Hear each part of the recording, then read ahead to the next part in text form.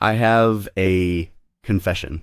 I have a problem with buying things I don't need.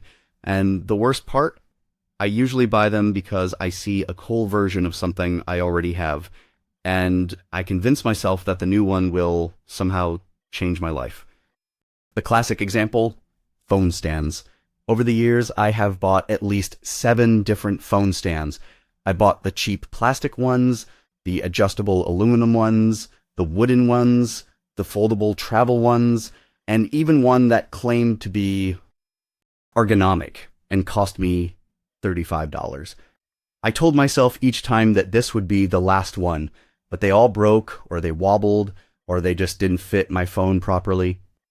And every time I ended up frustrated and down another $35. I looked at my drawer one day and counted them. 7 phone stands, all broken, all useless, all bought with money I could have saved. It was a waste of money, a waste of resources, and a waste of my own trust in the retail system. I realized I was not just buying phone stands, I was buying the illusion of convenience, and the illusion was expensive. Then one day I was about to throw away a piece of scrap wood from an old shelf when I stopped. I looked at the scrap piece. It was a simple piece of MDF, maybe 8 inches by 4 inches, just sitting there collecting dust. I thought to myself, I could make a phone stand out of this. I had no tools except a handsaw, some sandpaper, and a bottle of wood glue. I had no plans, no measurements, no experience, but I had a scrap piece of wood and a spare hour, so I decided to try. I measured, cut, sanded, and glued, and about 40 minutes later, I had a phone stand that was actually functional and surprisingly beautiful. It held my phone securely, it didn't wobble, and it looked like something you'd see in a boutique store. I had saved $35, and I had turned a piece of trash into a useful, attractive object. I decided to test this approach on 3 other scrap materials: a piece of thick cardboard, an old PVC pipe, and a metal clothes hanger. I wanted to see if you could make a functional, durable phone stand from almost any type of scrap material. This is not a sponsored video. I used materials that were already sitting in my garage. And honestly, I wish I had started doing this years ago. Let me give you some context about why we throw away so many useful materials.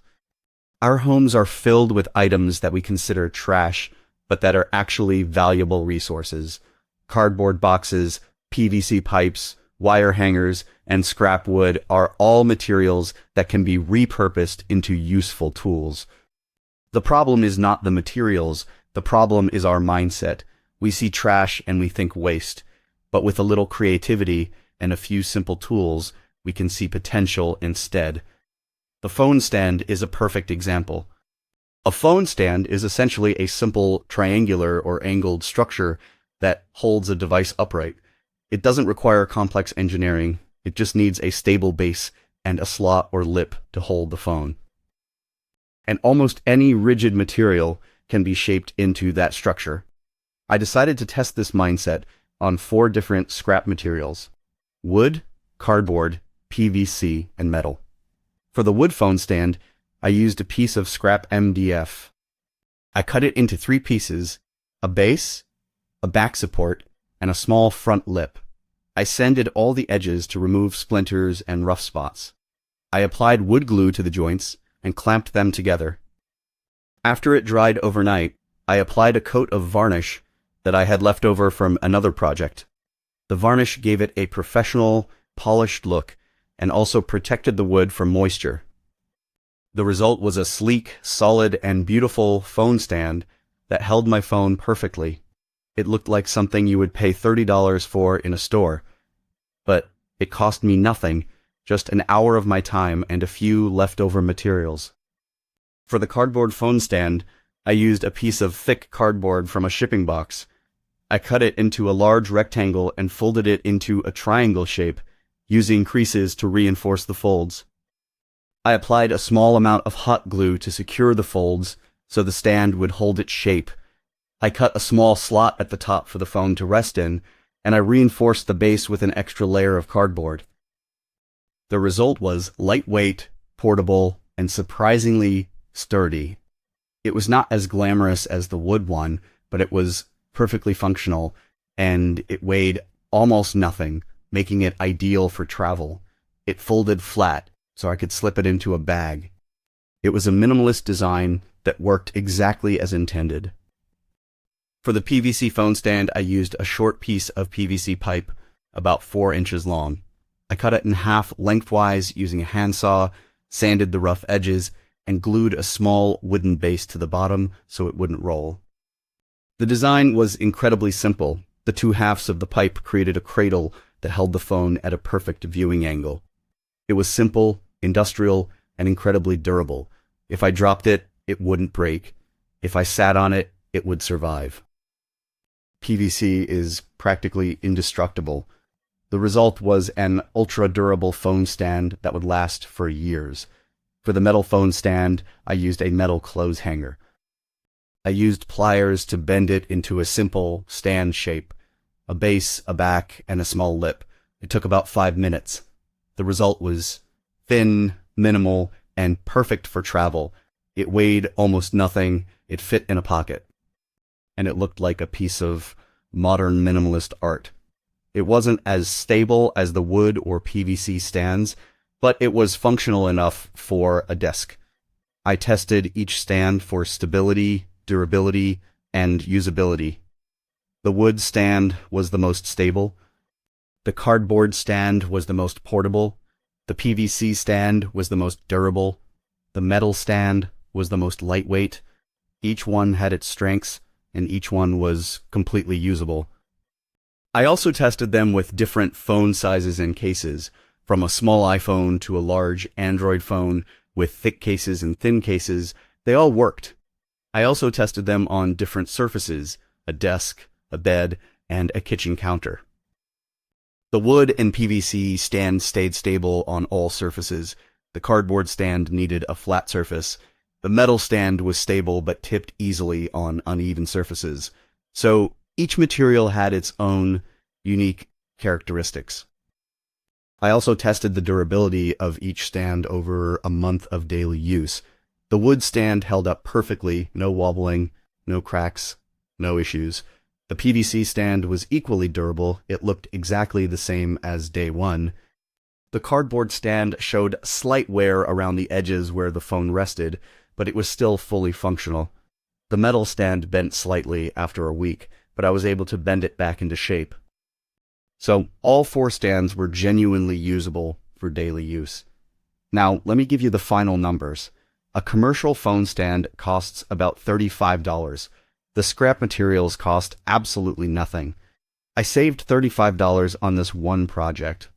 But over the course of making 4 stands, I saved over $140, and I turned 4 pieces of trash into useful items that I actually use every day.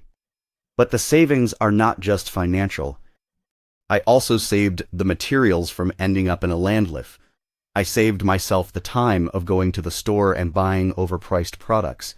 And I saved myself the frustration of buying products that break or wobble. Plus, I gained a sense of satisfaction that no store-bought item could ever give me. There is a deep sense of pride that comes from making something with your own hands. You learn the material, you understand its limits and its strengths, and you create something that is uniquely yours. I also learned that the simplest designs are often the best. Overcomplicating things leads to weak joints and unnecessary moving parts. The simpler the design, the more durable and functional it is. I also learned that you don't need expensive tools to create useful things. A handsaw, sandpaper, and glue are enough for most projects. And the internet is filled with templates and inspiration, but you also need to be willing to make mistakes. My first cardboard stand collapsed. My first PVC stand rolled off the table, but each failure taught me something, and each iteration got better. Does this DIY phone stand actually work? Yes, it works. It holds your phone, it's stable, and it's functional.